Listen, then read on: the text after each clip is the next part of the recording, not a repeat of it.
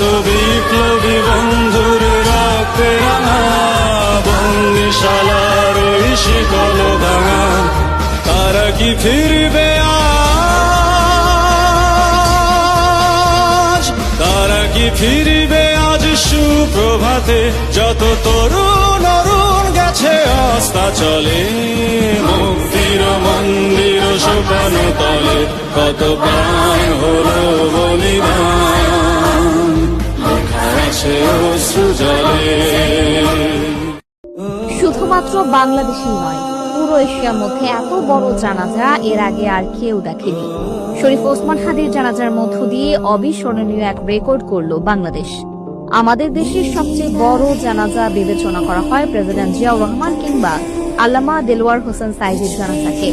তবে সব দিক দিয়ে পূর্বের সব জানাজাকে ছাড়িয়ে গিয়েছে ওসমান হাদির জানাজা।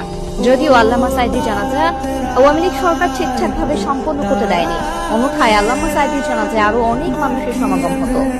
অনেকেই বলছেন এমন জানাজা প্রত্যেক মুসলমানের লালিত স্বপ্ন, যা খুব কম মানুষের ভাগ্যেই থাকে।